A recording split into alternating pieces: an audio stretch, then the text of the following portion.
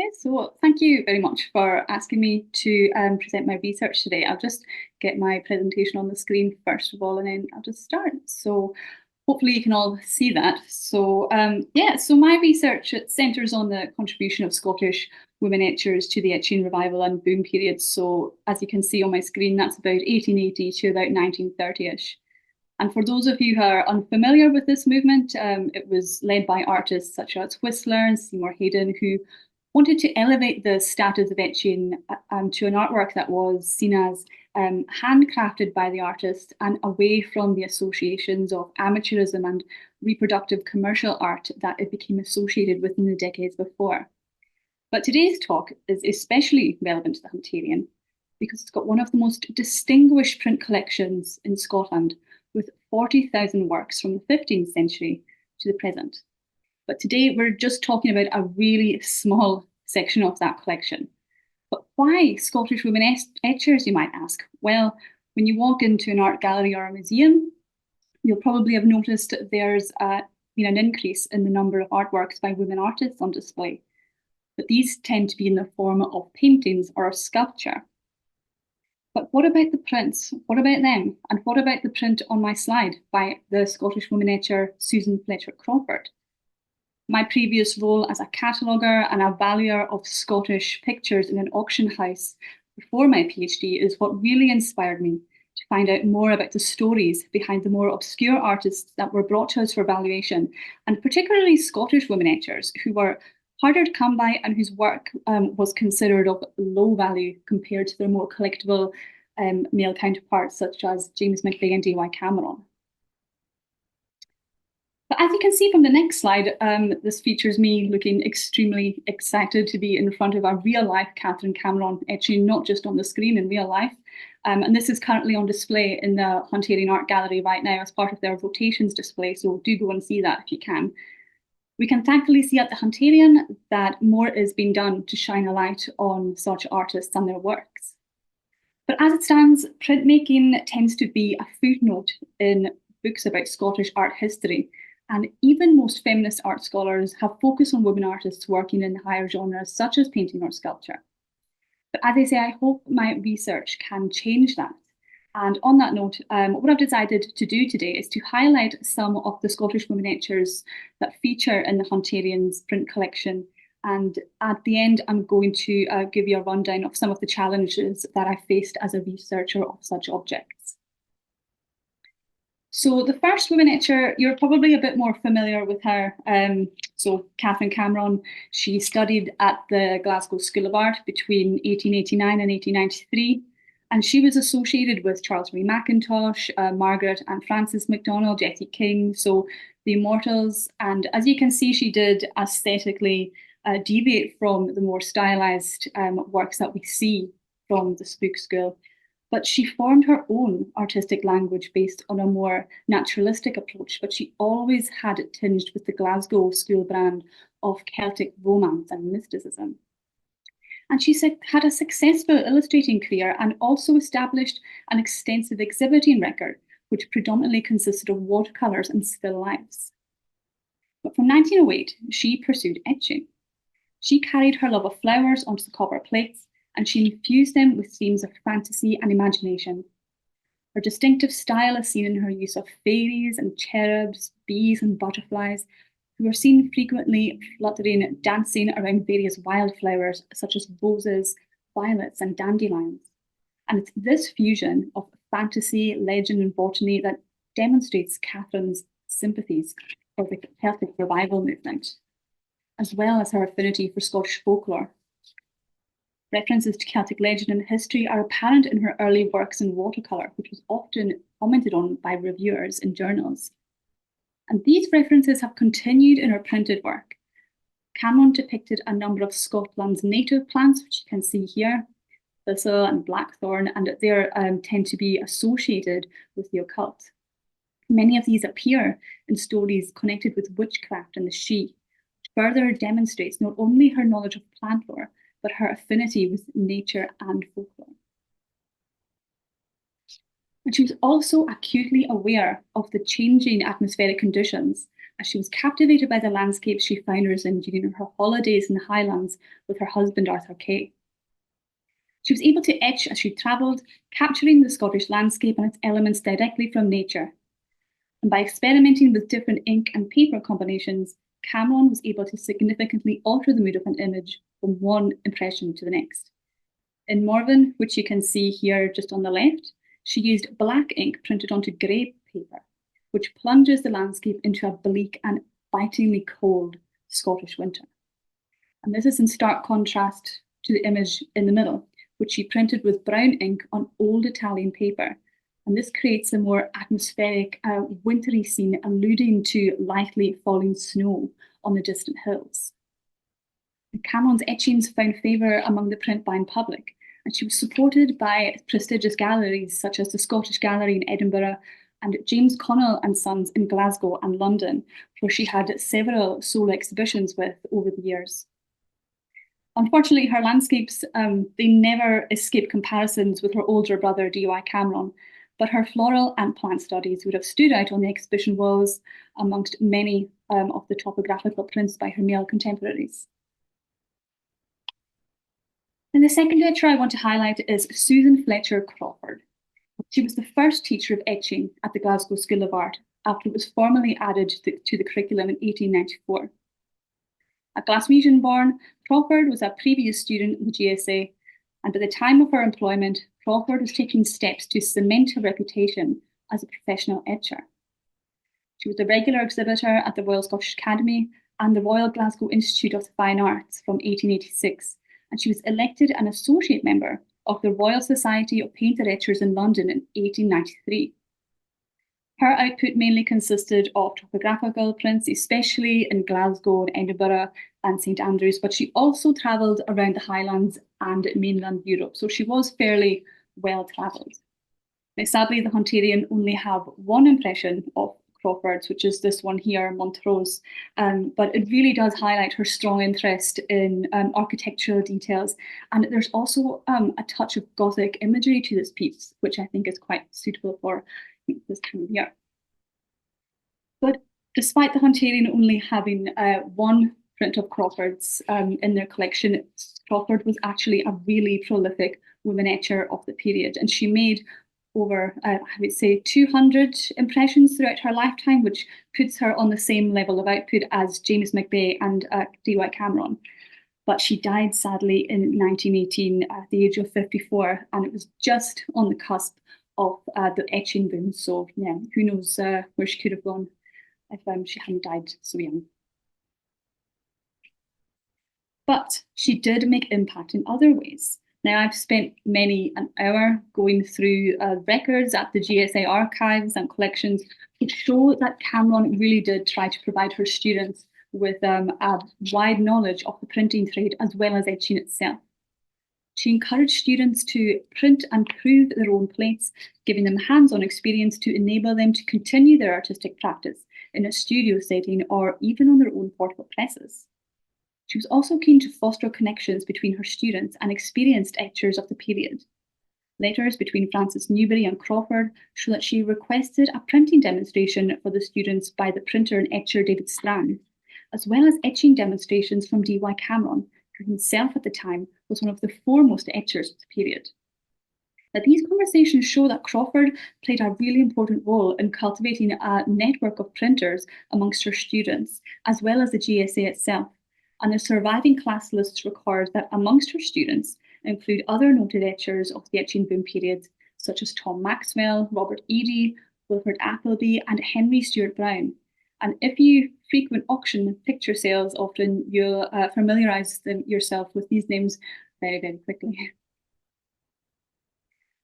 Now, the next woman etcher I'm going to highlight is another one who taught at the GSA just 4 years after Cameron's passing. So Josephine Haswell Miller, she was born in 1890, and she was also a successful student at the GSA, winning the Haldane Travelling Scholarship, which allowed her to study in Paris with printmaker and painter Walter Sickert. And after her studies, she began exhibiting with the Glasgow Society of Lady Artists. and she regularly contributed to other societies such as the RGI, RSA, and the Royal Academy. It was 1924 when she took on the teacher of etching position at the GSA, and the class continued to grow and produce a high quality of work.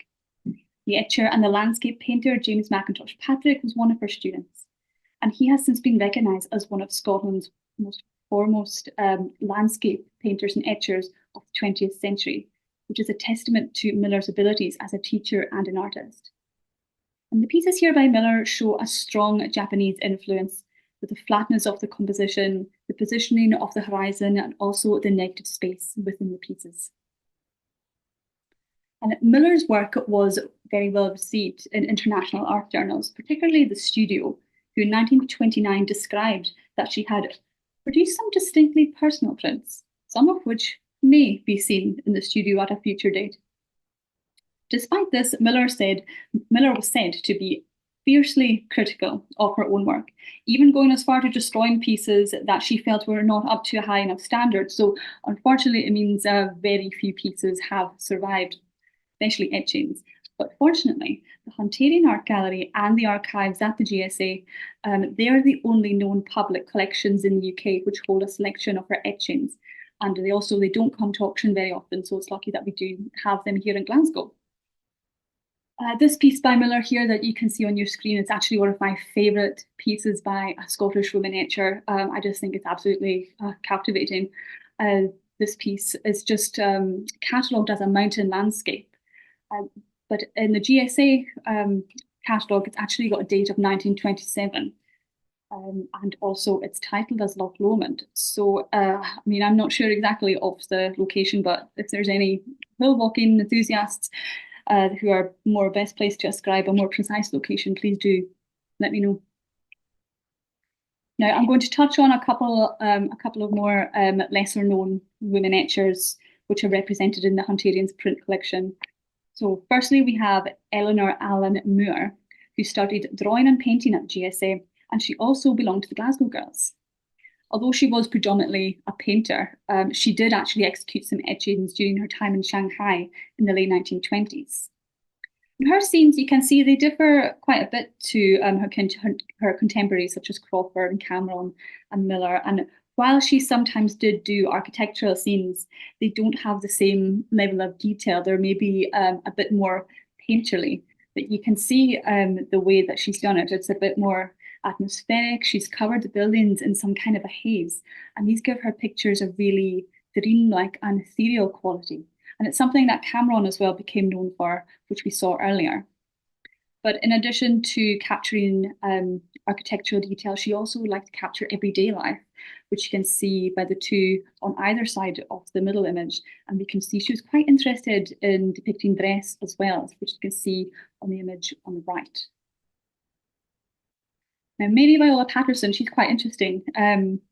She's another Scottish printmaker I'm going to highlight.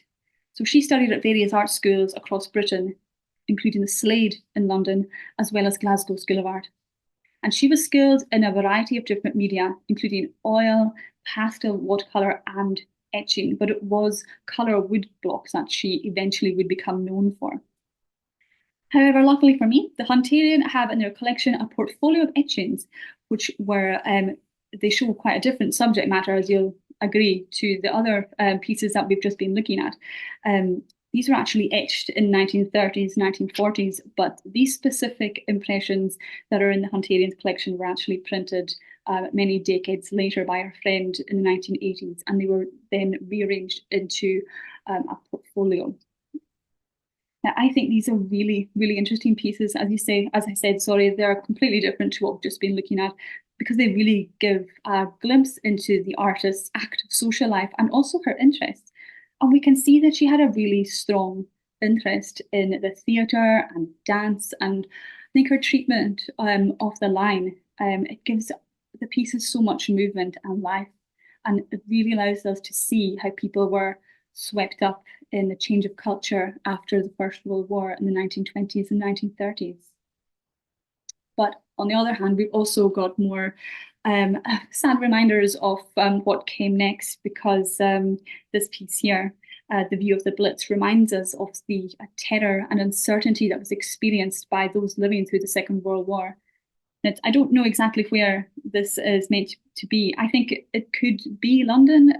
I thought that could be Battersea Power Station over to the left on the horizon there, but it could be Clydebank as well, because that was bombed as well during the Blitz. So if someone again wants to tell me the location, please do.